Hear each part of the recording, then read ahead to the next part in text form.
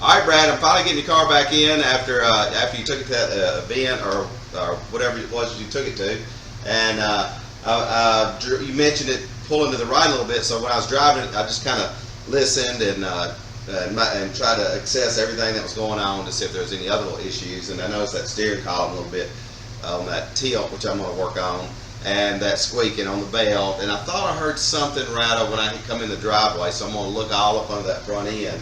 And then I'm going to address these rear lower control arms. I had put those old ones back on it that were wore out just to get you to the vent and then back. And I got your new ones over here on the table. And I'm going to put those in, and I'll reset this rear alignment. And while it's here, I'll check the front end alignment one more time and get it driving as good as possible. And then I'm going to do your tilt steering column, and I'll show you all the rest of the stuff I've got on the table here. So let me get the hood open, and then we'll start tearing this down to do the pulleys. This is all the parts you got. Here's your new lower arms with new nice bushings. The other one just fell out of there, and those nice all zinc coated brackets and hardware for it. They sent a factory belt kit with it. These are all the original belts. I guess that's okay. I was expecting some type of different belt. I don't know what I was thinking, but yeah, they just said original.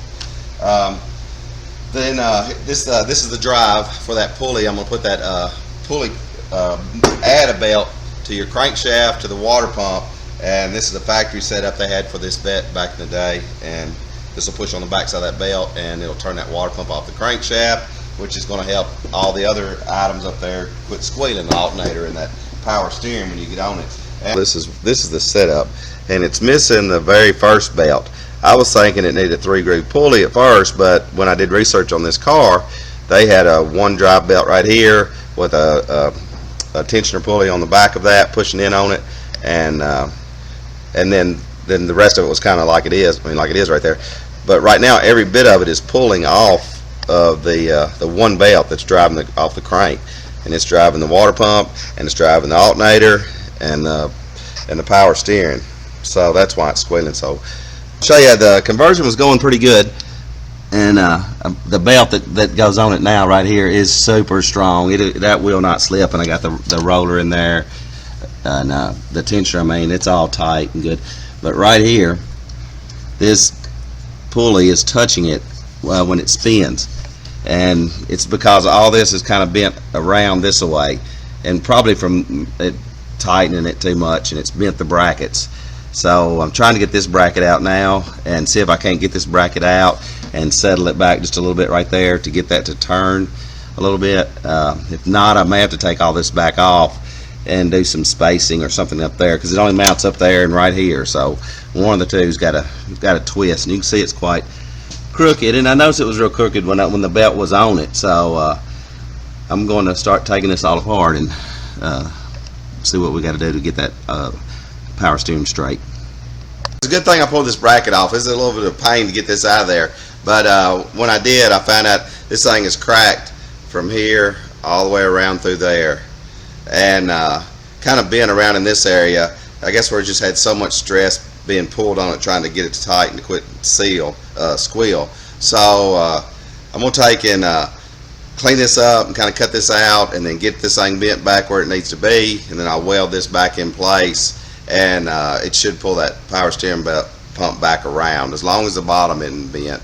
And put a straight edge on it, and it looks like that's still pretty good. I think it was just this piece. So I just want to show you, I'm glad we pulled this off, because yeah, it's cracked all the way around that. I got this bracket cleaned up a little bit, and right there's the crack. I've kind of cut that out where I can run me a weld around that and around this side. But not only that, it's eat out around where the bolt is, where I guess it didn't have a washer and just had a nut there, and just years of rubbing. And then on this side, you can see it's really eat out. So I'm going to weld that up and flatten that off, because that nut on the back of the power steering pump is actually going in that just a little bit, and it's kind of pulling all that around. So with that being cut or broke, and then that being like it is, and then this one's got it a little bit, I'm going to weld these up, grind them back off, and then weld that up and put this back on there, and hopefully it'll straighten all that up.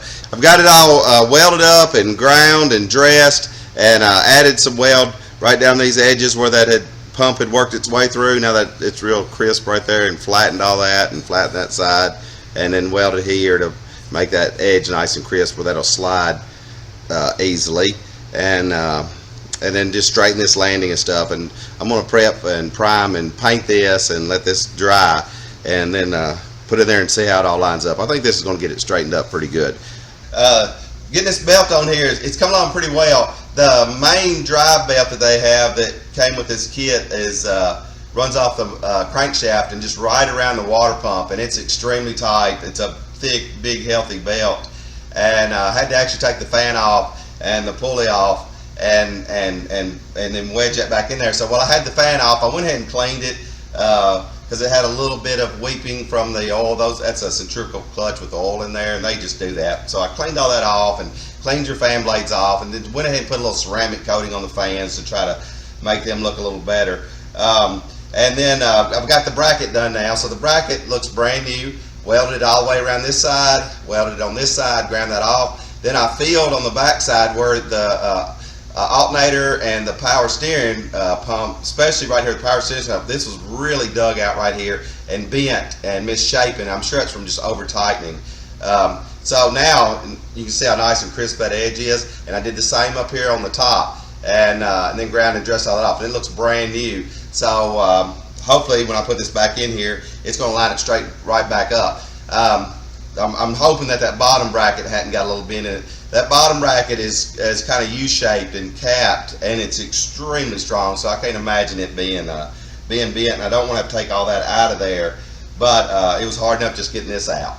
But now this is welded and nice. I'm so glad I took this out, because this could have been a problem, and I'd have never seen that crack if I didn't take that out.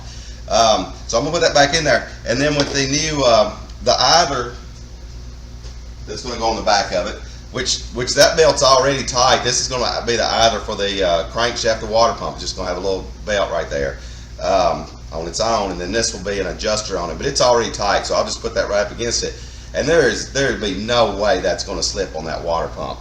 And then you'll have two driving off the main crank now, where before you just had a power steering pump belt, and then it was running the alternator, so everything, the water pump, the power steering, and the alternator were all running off that one belt, and it was just begging for mercy. So in putting this in here, the body, this is a little large right in front of the power steering pump, so the belt that came with it is just a little too short, because I have to bring that power steering pump back just a little bit. So I went to town and got with Steve Perkins at O'Reilly's. He's always above and beyond the Call of Duty and helps me with these projects. And he sent me with these two belts, and I'm going to try the gates first, and I think this is going to be the one that's going to fit very well, and then get this on there, and then hopefully I can get all this back on here, and I can't see any way possible this is going to slip after all this is on there. So, but I have got the belt stuff finished up, and that is so superior over what you had. Now I have this one driving straight off the crankshaft and the water pump with the idler on the back, the tensioner, and then you see how straight that power steering is now, and the new alternator belt and how straight that is, and the bracket being welded and fixed, and I put new bolts here and there. Some washers were missing, but that is really, really nice. You can see that idler down there. So I think it's a wrap on that. So, all right, Brad, I just talked to you on the phone about the headlights. You want me to check out your headlights, and I pulled the switch and wiggled it, and I turned the lights off in here, and I can't get the headlights to act up at all. I mean, when they come on, it seems rock solid, but like you were saying, if you run them a little while, they start acting up, and more than likely it's in that switch. So, but in pulling it out a few times, the pull knob comes out of it. So I found a company that's got the new switch with the vacuum controller on it and the new knob, and I've got it coming. And then I went ahead and checked all the lights all the way around, and all your lights are working but your backup lights. So when I'm underneath, I'm going to raise it up and look up under there for that backup switch, see if it's on that shifter or inside that console, and see if I can't get those working without a lot more work. And I'll wait on that switch to come in. I may go ahead and do the column now, or I may just go ahead and raise it up and start doing underneath it. But as it stands, all the lights are working good, brake lights, turn lights, other than the backup lights. And one more thing I noticed is the dash lights. It has no dash lights, and I have wiggled and jiggled, and I can get a little bit of a light to come on down here, so that could be in the switch as well. So we'll wait for that new switch to come in, and then I'll pull that dash down and put that switch in, and then try to troubleshoot why those dash lights aren't coming on either. I just raised up your car, and I was going to show you these are those rods we put in there temporary, and this one has finally bit the dust. That's why this wheel's leaning. I think that's why it's pulling that side. It's just falling apart right there. But it got us to the show that you was wanting to go to. But also under here, I was looking at this brake lights, the backup light switch, which is right there. And yours is broke off. And I hadn't been able to find one yet. I'm looking for it because the plug for it looks like it's right there. It looks like I can just unzip tie that and bring that down and plug it in right here if I can get me a new switch for it. So I'm looking for that. But while I was looking at that, I saw this bolt right here, and when I went to go to tighten it up, it is. Let's see if I can get it up. It just pulls right out. So it is stripped out of the transmission. So when I looked up in there, there's a few threads left up in there, about as many as a regular nut would have. So I'm going to try to see if I can get you a little bit longer bolt in there and tighten that up, and then see if I can't find this switch. And then there's a little bit of a leak right here, and I'm trying to locate it now because it's dripping right here out the back. Could be that side cover, not sure. I'm going to wipe it off, and we'll have to watch that because it's not, I mean, it's dry on this side. All that's dry and all that's dry, so it looks like maybe it's a side cover. But I'm not going to address that right now. We'll wait and see if that switch comes in. Maybe do them both at once if you want to. That worked like a champ on here. I put a longer bolt on this side. I had a brand new bolt for that, and it's actually coated. And I was able to really tighten that up into that transmission. And now that's nice and tight. And then I found a loose bolt here, and one here, and one here. And this one was really loose as well. So I got all those tight. And that's much better. So now I'm gonna go back here and work on this rear axle. So I was a little worried about that one because it goes into the transmission casing right there. But there was probably that much thread left, you know, a good 3/8 or a ½ inch of threads that I was able to grab and then really tighten that down nicely. So let's get on this rear axle. And while I'm under here, I went ahead and just gonna look around and check and tighten and make sure everything is good and wipe down and clean. I'll wipe all this oil off. I'll tighten the side cover and wipe this little bit of oil that's on here off, and you clean up as I go. So I got the other rods out, and you can see these are about gone now. They weren't that bad shape when I put them back in there, and had those wheels laying again. But here's the new one, and you can see how much. I mean, the new ones are nice. And then also the new ones. This is the old adjusters that were in these, and when you put them in there, you could either, I mean, you just had to locate them to the best spot. I think I had them up and then set everything up to it. Well, the new ones come with a square center, so that they'll be exactly dead center of the adjustment, and that'll be a lot better that way. So that's a good upgrade. And then these right here, you have to drive these out because they're splined in there. And I'm gonna run a tap over these. They're a little tough. It's like that bolt's like digging in it just a little bit when I take them out. So I'm gonna run a tap back over these, put these back in there, and then reset up this rear end. And while I've been there, I've just looked and checked and made sure everything's tight. Everything looks good so far. So I'm gonna get these re-tapped and get the new arms on there. Got these arms in, and it looks a lot better with this centering washer that these come with. That's a lot cleaner and nicer than what was there, and it gets it right exact dead center, and I like that. And up here, there's a couple of bolts right here. These I'm gonna take and clean these up a little bit, and just put some black paint on them. They look terrible under here. Nothing wrong with them. They just need a little paint on them. And same on this side. You can see how they look on this side. The rest of it's pretty clean. I'll wipe down a little bit of stuff down in here and maybe touch up a few more little bolts and stuff like that. So yeah, that's looking good. And I adjusted this a little bit. This bracket right here was twisted up, and it had this rubber pushed up a little bit instead of holding it. That holds the whole end of the exhaust. So this was real floppy back here. So turning that down, and I re-tightened that up, and then checked this one and made sure it's tight. yeah, just anything I see, I'm adjusting, tightening, and fixing while I'm under here. Around and stuff, and I was noticing how oxidized this. This is the ground wire to the battery, and it's got this bolt in it. It's kind of rusty, but all around there is real oxidized, and then all that's oxidized and rusting, and all the face of that, you can see that white and that rust on the face of that. So I'm glad I pulled it off. So I'm gonna clean that, treat it with a dielectric grease, and then put a new bolt in it. If I can't find a bolt like this, I'm gonna clean this bolt and treat this bolt and put that back in, because that is your main ground for the entire thing. So I want that good, and I don't want that to give you trouble later on. So I want to go ahead and fix that up while I'm under here. And then I got these bolts cleaned up, and you can see they look a lot better. Just black them out a little bit. I'm gonna put another coat on them and another coat on these. They were just so rusty. It just got worse and worse and worse, and everything's so nice in here. I just want to put a little coat or something on them. So anyway, I just want to show you that ground strap. All right, just show you right quick before I put her back down on the ground how good that looks. So I turned that around where it's up. This was hanging down here, and it just it was catching all the water that was coming over here, and it could have been hit and knocked off this way. So I put a little bend in it and twisted it around, and then I've got that cleaned with the WD-40 contact cleaner. I scuffed it and then cleaned it with this cleaner, and then put a dielectric grease on all that, and then tightened it back down, and that's a good solid ground now. So yeah, I'm gonna get this thing back here on the ground.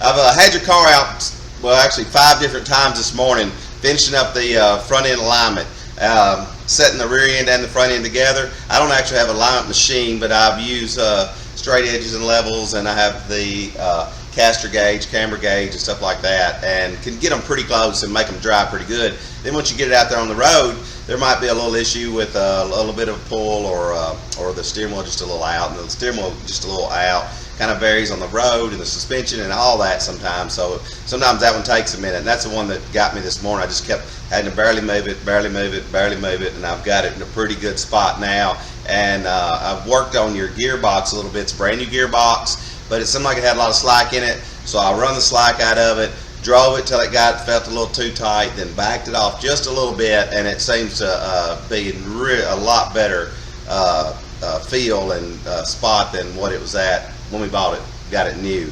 So you just have to drive all this stuff and see how it all feels to you. But as it is right now, it feels really, really good, really, really smooth.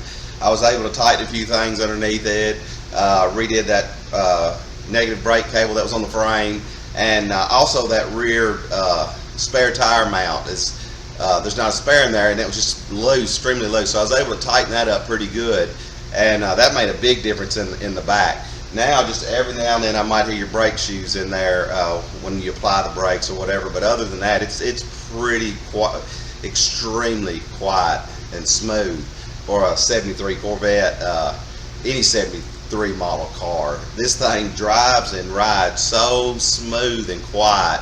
It's amazing. It's so fun to drive too, with a big block and that 4-speed, and that shifter, just that close ratio on that shifter feels so good. And without the belt squealing now, it's just a pleasure to drive. So I'm just got this order in. I'm gonna do your headlight switch. You were saying something about the headlights weren't working right. I can't get anything to act up, but I do know the knob keeps pulling out of it. So I had to find this switch because it has your vacuum pods on it. And from what I understand, that's what's going to be in here when I pull this off. And that made it a little difficult to find. But now that I have the headlight switch, I'm going to do it along with the steering column. While I've got all this steering column out of the way, then I'll pull this dash out, put this switch in. I'm going to contact clean everything to do with this switch. This plug, the plug at the dimmer switch, and the fuse, and everything is going to get contact cleaned and dielectric grease on every one of them. So hopefully we can find the culprit that was causing trouble the other night when your lights wouldn't work. And I went ahead and bought a new knob, a pull knob that's in here, just to make sure that it locks in good when you push it in, and it doesn't keep coming out. And they sent us a couple of catalogs. So I've never used this company. It's called Zip, and they say it's a sister company from Corvette Central, and they actually had this part where nobody else did. So I'm gonna get in here and yank all this apart. You can see this column right here. You see that tilt is loose in there. There's bolts in that, and you just have to tear it all the way down. I'll pull them out, put some Loctite in them, and put them back in there. And that's just where people pull on it, getting in and out and stuff like that. But once I tighten it up, that's going to be real nice. Yeah, I'm tearing this down, and I got the switch out, and it actually had a brand new switch in here already.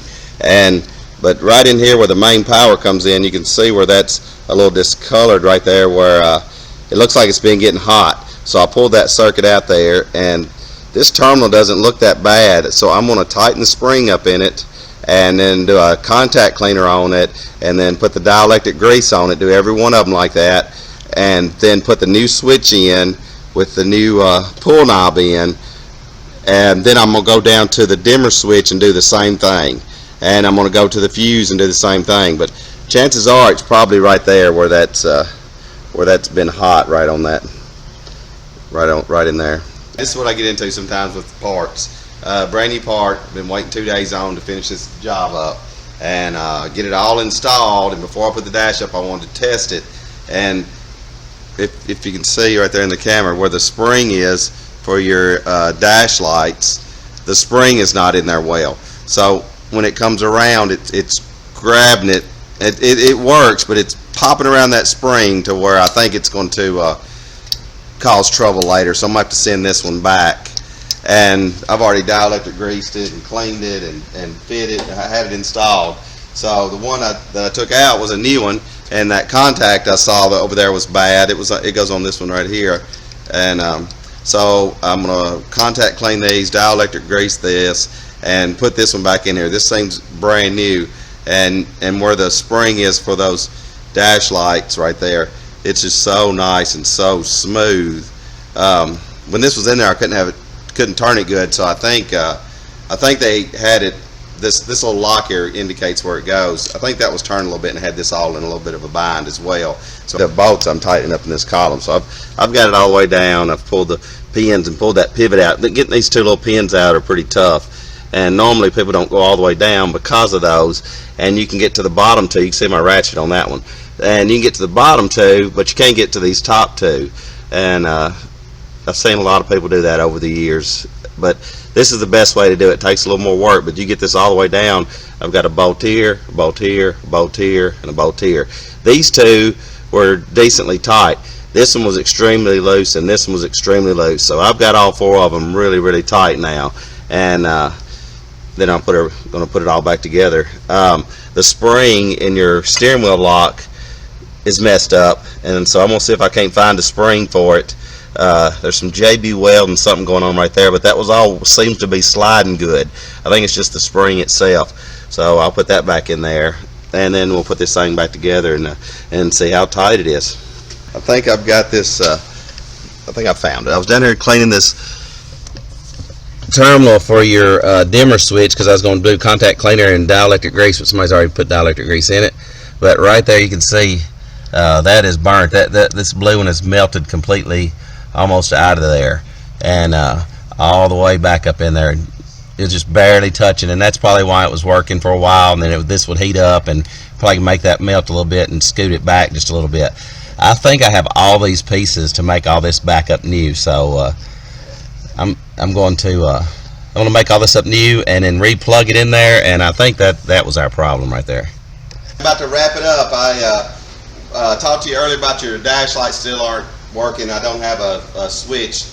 The switch never hasn't come in yet, so you're just gonna run it like it is for now, and then hopefully we'll get a switch in. But I can wire them up under there to where they will come on when the key comes on. They can just stay on if you need temporary. But other than that, I've got a battery charger on it, and I'm gonna leave this on there for several hours. I've been working on the headlights so much and having the doors open. I was afraid it might be a little low.